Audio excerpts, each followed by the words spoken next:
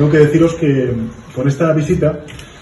no solamente quiero rendir tributo y reconocer el trabajo de Gersel y de Escribano,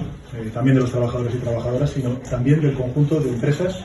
de trabajadores y profesionales que en estas semanas estamos trabajando contra el reloj para salvar vidas.